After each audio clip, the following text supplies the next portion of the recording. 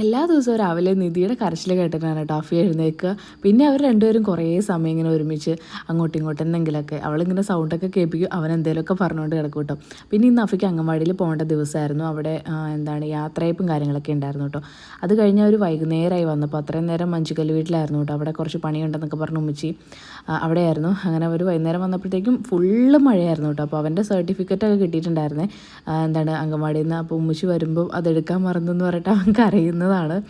അങ്ങനെ ആ ഒരു മൂടൊക്കെ മാറാൻ വേണ്ടിയിട്ട് പഴംപൊരി ഉണ്ടാക്കി കൊടുക്കാമെന്ന് വിചാരിച്ചു അവന്. അങ്ങനെ ഉമ്മച്ചിത പഴംപൊരി ഉണ്ടാക്കുന്നതാണ്. പിന്നെ നല്ല മഴയായിരുന്നു, അപ്പം മഴയത്തിരുന്ന് കഴിക്കാൻ നല്ല സുഖമാണല്ലോ.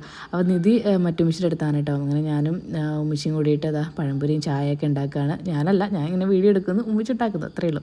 അത് പിന്നെ അങ്ങനെയാണല്ലോ. പിന്നെ അഫിക്കാണെങ്കിൽ ഇങ്ങനെയുള്ള സംഭവങ്ങളൊക്കെ ഉണ്ടാക്കുമ്പോൾ അതിൻ്റെ കൂടെ വന്ന് നിന്ന് എന്തെങ്കിലുമൊക്കെ അലമ്പ് കാണിക്കുക, അതൊരു സമാധാനം ഉണ്ടാവില്ല കേട്ടോ. അങ്ങനത്തെ പഴംപൊരിയൊക്കെ റെഡിയായി. പിന്നെ നമ്മൾ ചായയും കൂടെ വെച്ച് അതിൻ്റെ കൂടെ കഴിച്ചു. അടിപൊളിയായിരുന്നു.